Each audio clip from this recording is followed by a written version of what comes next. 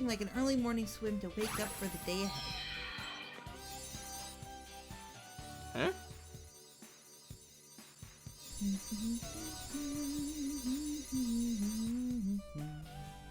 Here you go, Quilly. Ah!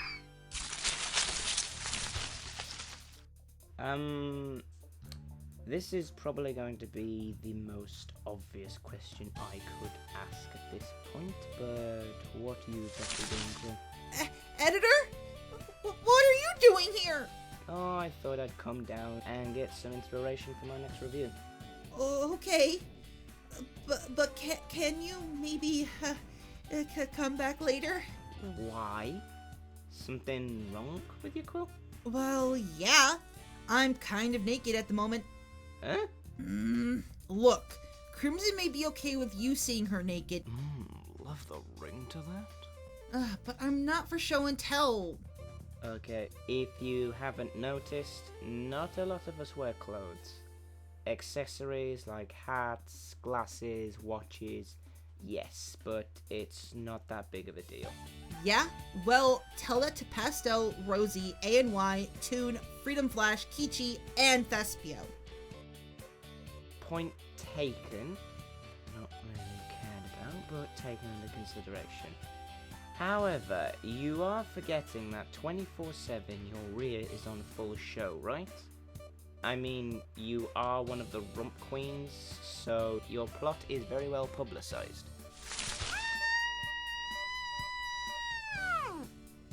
Just give me my fleece already! Better now? A little bit. So, this review of yours, what is it? Leap of faith. I had originally hoped to do a collab on it, but, well, let's just say it didn't work out so well. A collab? Oh! Pick me! Pick me! Pick me! Wait, Quill. Except Nova, have you ever collabed before? Not really, but first time for everything, right? Not dignifying that, but why not?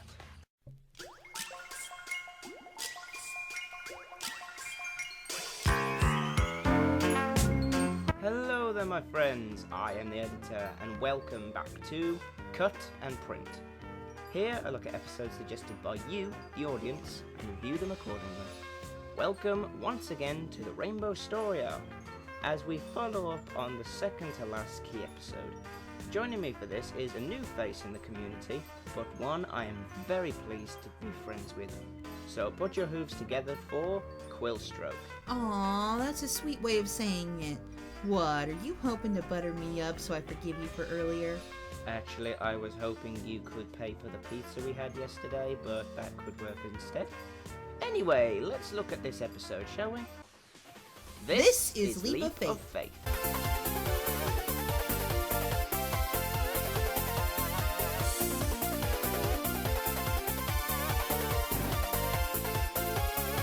Well, look at what we got here, brother of mine. So we start off with the Apple family having a swim in the nearby waterhole. Ooh, look, bobbing for apples. Don't go bright idea on me here, Quill. Anyway, they're having fun except for Granny Smith. Oh, sorry, dear. I just can't bring myself anywhere near that there swimming hole. Is that why you're sitting like 4 feet away from the rim of the pool then? At least we have some exposition for why she has a fear. Well, I wasn't always this way. Oh, great. Old folks' tales. Get the pillows ready. Oh, come on, editor. Have some respect for your elders. I'm not related to her, so she's not my elder. Time was, I was an aqua pony all-star. In fact, I was the only apple to ever come close to breaking the Equestria high diving record. Ow! Where did you even get that from anyway? Don't ask questions and shut up and show some respect, you British bastard. Do you think I'll ever be scared of the water?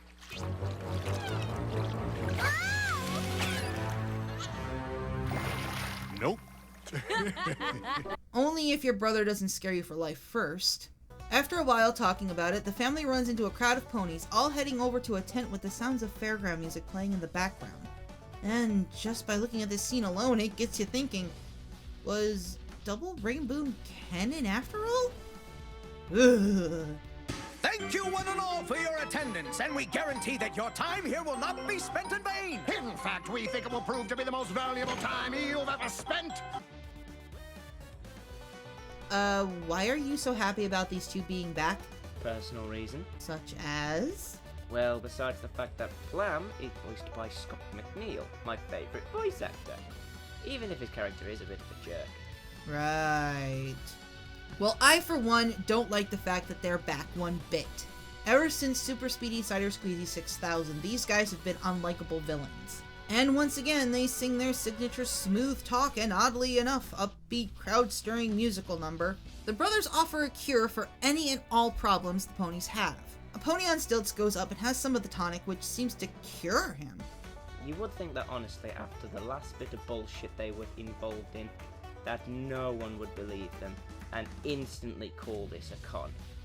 Well, almost anyone. You can be young again. Sold! Congratulations, Granny Smith. You just made the purchase of a lifetime. Okay, so after everything they did or were about to do to Applejack and her family, she's just swayed into this right away. Words are a powerful thing in this world, Quill. The right amount of persuasion can go a long way to anyone. And the same can be said here. It's called being silver-tongued, meaning that your words are enough to make those around you believe in what you say, and that they think it's the truth. And they get thinking, what if I don't take part? It's a very good tactic if you can master it. And how you use it is up to you.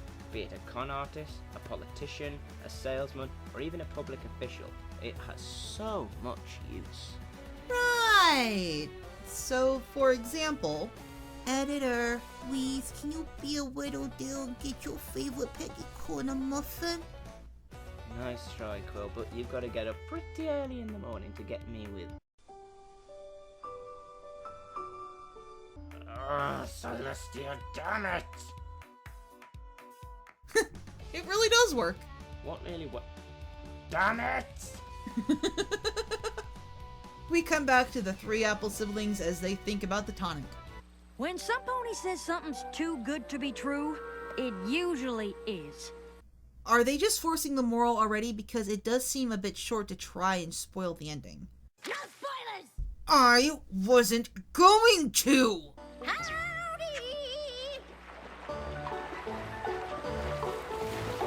Granny! No, that's the backstroke. What?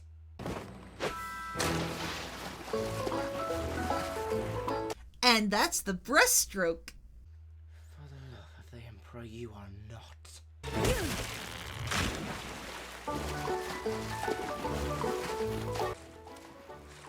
Now, where did she go?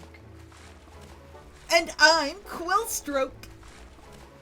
Bright idea syndrome is catching at an alarming rate. What do you say, Big McAdoo? Up for a little afternoon apple bucking? No. No, I'm not gonna touch that one. It's way too dark. Anyway, Applejack and Apple Bloom go back to Flim and Flam to talk to them about their so-called tonic, only to see the same pony that had the tonic when they first arrived? What? Now hold it right there, Mr. Shill. Silver Shill. Once again, a very clever reference that children won't get, but adults will. With some level of understanding to some of you, the word shill means someone who assists confident tricksters or swindlers such as Flim and Flam. They pose as a genuine customer and encourage others, and what they do have is the real deal. And also, silver of being silver-tongued, as I explained before. So, well done on character development there, Shill. Ow!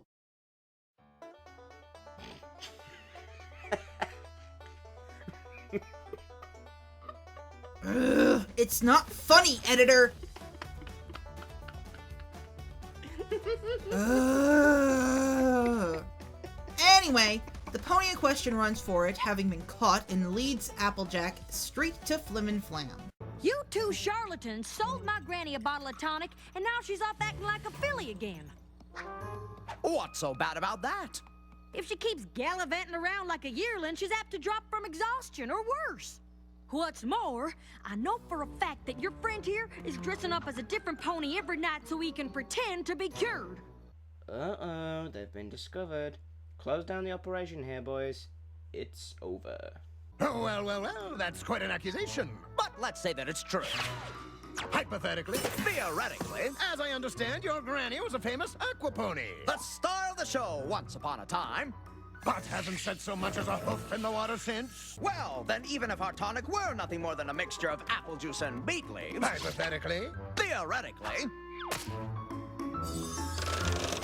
The fact is that Granny is happier now than before she tried it. So, the question is... Do you really want to be the pony who takes all that happiness away? Now this I like. They know they've been caught, and that Applejack can easily put them out of business, just like she did last time. But this time they're using Applejack's own guilt and love for her family, and even her granny's happiness against her. To the point that Applejack wonders if she really is willing to take away her own family's happiness, knowing she did what was right. I can see what you mean about being silver-tongued, editor. They're amazing at this. It's devious and I love it. So much so that Applejack, against her better judgment, goes along with the thought that as long as Granny is happy, then it doesn't matter. Now this is very dangerous for a number of reasons, and it is actually a very bad lesson to teach. Even if it is a little lie, the outcome can become costly. Granny seems to be as spry as ever and decides to go form an aquapony like before, with Applebloom by her side. Even though she was a little hesitant, Applejack eggs her on, so she keeps up.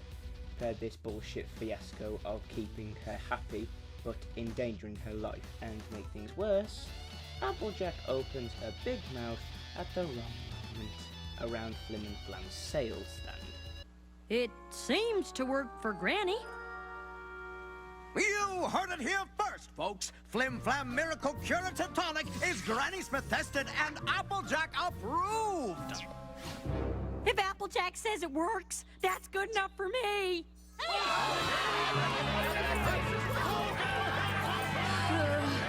This can only go wrong from here. Hoo-ha! Hee-hee-ha! Hoo-ha! Oh, for Luna's sake, you're doing it wrong! Yeah, this is how you do it.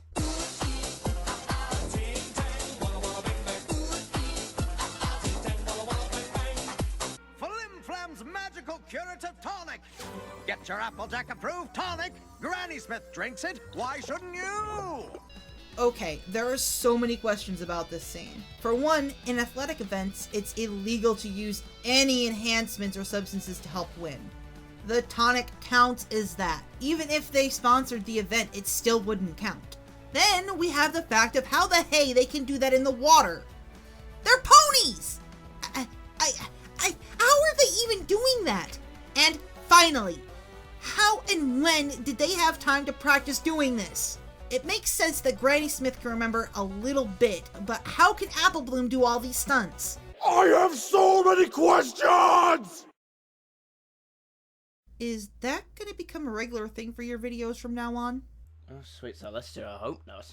That was some of the most amazing aquabatics I've ever seen. How in Equestria did you do it? Hard work? Lots of practice?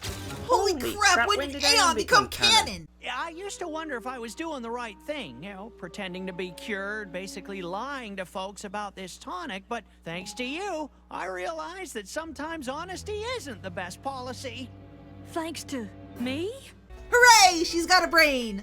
However, it's too late, as just then she sees Granny Smith climbing the high dive, preparing to break the Equestria high diving record. But she's more likely going to become a pile of bloody mush on the ground. Just then, Applejack is able to stop Granny from diving, but Granny still believing that the tonic can do everything and more until the sun rays reflect off the bottle and create a rainbow shimmer. Ooh, pretty. Doesn't matter how many times I see that little animation, I'm never going to get tired of it. What I do wish I didn't have to see it so often is Applejack coming to the conclusion way too late. She finally tells the truth. There is no reformation because it's a kids show, and Flim and Flam still act like assholes. I got this through dishonest means. That was a mistake I won't be making again. I'd like you to have it. Yeah, here's a coin I got from cheating ponies out of their money and nearly making your granny commit suicide. You deserve it, you heartless bitch. And finally, as always, the episode ends with the rainbow shimmer shining off the object given. And that was Leap of Faith. By all means, I can't help but feel like either A, this episode didn't really have any impact upon me, and or B, it is a little forced. Anyway, let's break this down. The story, I will give it credit to the fact that it is relatable in a way of those who have or are still lying to protect those of the feelings of others. And at least it can show the development of the characters, as well as learn about their past and their plans in the episode to carry on. Flim and Flam in this episode, where they were obvious as to what their motives are, were somewhat enjoyable. They use and manipulate Applejack into doing what they want because she wants her granny to be happy. That's diabolical. The episode is really only worth it for them, in my opinion. So, story gets silver.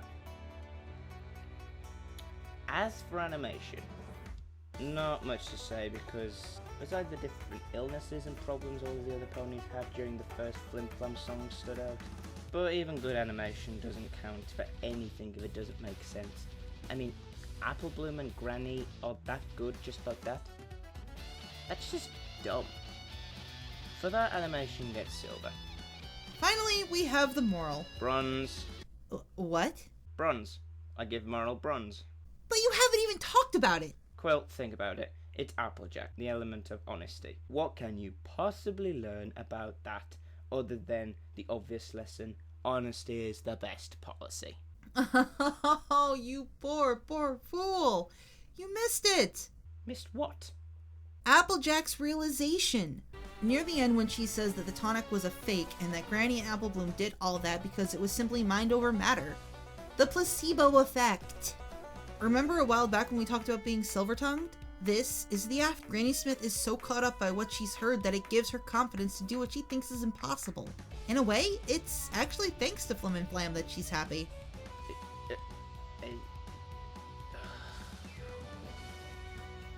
Okay, fine. Moral gets silver. There, are you happy now? Why, yes. Yes, I am. Well, there you have it, my friends. One last episode to go, and in the Rainbow story arc. Let's hope I can give this one justice. Until then, if there's an episode, a subject matter, or even a fan-made animation you want me to review, link a comment in the comment section below, and I'll see what I can do. I am the editor. And I'm QuillStroke, signing out. And cut, that's a wrap.